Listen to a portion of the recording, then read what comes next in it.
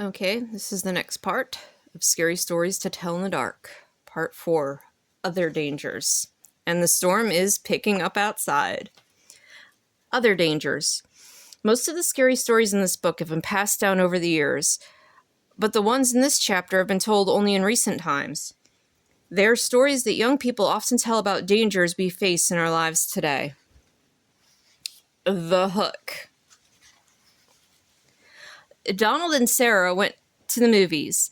They went for a ride in Donald's car. They parked up the hill at the edge of town. From there, they could see the lights up and down the valley. Donald turned on the radio and found some music, but an announcer broke in with a news bulletin.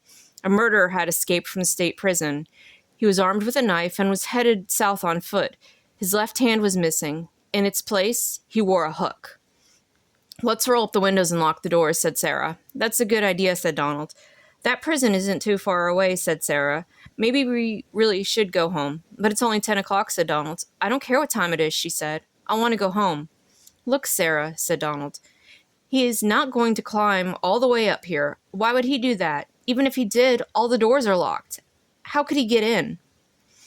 "Donald, he could take that hook and break through a window and open the door," she said. "I'm scared. I want to go home." Donald was annoyed. "Girls always are afraid of something," he said. As he started the car, Sarah thought she heard something or someone scratching at the door. "Did you hear that?" she asked as they roared away.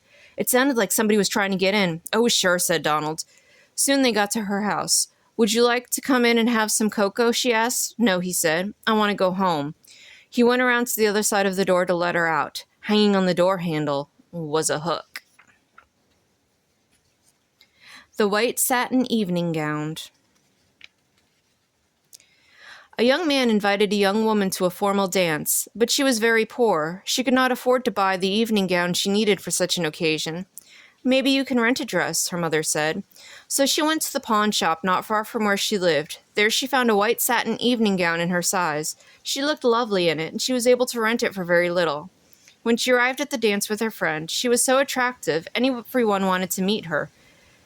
She danced again and again and was having a wonderful time, but then she began to feel dizzy and faint. She asked her friend to take her home. "I think I have danced too much," she told him. When she got home, she laid down on her bed. The next morning, her mother found that her daughter had died.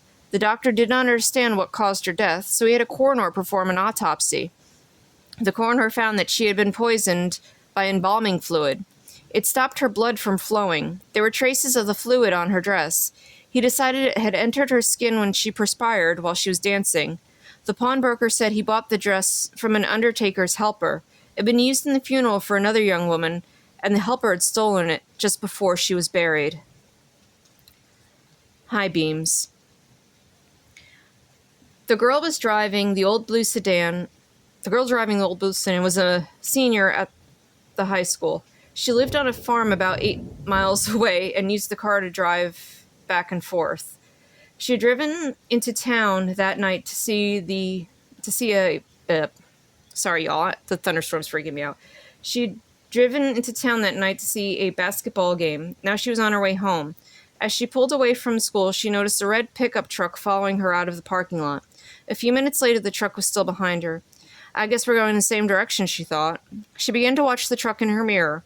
When she changed her speed, the driver of the truck changed his speed. When she passed a car, so did he. Then he turned on his high beams, flooding her car with light. He left them on for almost a minute. "He probably wants to pass me," she thought, but she was becoming uneasy. Usually she drove home over a back road. Not too many people went that way, but when she turned onto the road, so did the truck. "I've got to get away from him," she thought, and she began to drive faster. Then he turned his high beams on again. After a minute, he turned them off. Then he turned them on again and off again. She drove even faster, but the truck driver stayed right behind her. Then he turned his high beams on again. Once more, her car was ablaze with light. What is he doing, she wondered. What does he want? Then he turned them off again. But a minute later, he had them on again, and he left them on. At last, she pulled into her driveway, and the truck pulled in right behind her. She jumped from the car and ran to her house. "Call the police," she screamed at her father. Out in the driveway, she could see the driver of the truck. He had a gun in his hand. When the police arrived, they started to arrest him, but he pointed towards the girl's car. "You don't want me," he said. "You want him." Crouched behind the driver's seat, there was a man with a knife. As the driver of the truck explained, the man had slipped into the girl's car just before she left school. He saw it happen, but there was no way he could stop it. He thought about getting the police, but he was afraid to leave her, so he'd follow the car. Each time the man on the back seat reached up to overpower her, the driver had turned on his high beams. Then the man had dropped down, afraid that someone might see him. The Babysitter. It was 9 o'clock in the evening. Everybody was sitting on the couch in front of the TV. There was Richard, Brian, Jenny, and Doreen, the babysitter. The telephone rang. "Maybe it's your mother," said Doreen. She picked up the phone. Before she could say a word, a man laughed hysterically and hung up.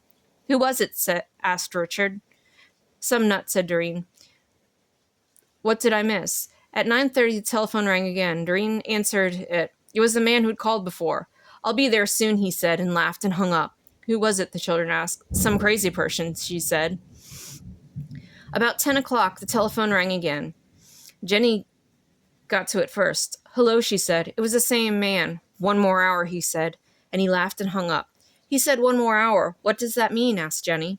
"Don't worry about it," said Doreen. "It's somebody fooling around." "I'm scared," said Jenny. About 10:30, the telephone rang again. When Doreen picked it up, the man said, "Pretty soon now," and he laughed. "Why are you doing this?" Doreen screamed, and he hung up. "Was it that guy again?" asked Brian. "Yes," Doreen said. "I'm going to call the operator and complain." The operator told her to call back if it happened again, and she would try and trace the call. At 11 o'clock, the telephone rang again, and Doreen answered it. "Very soon now," the man said, and he laughed and hung up. Doreen called the operator.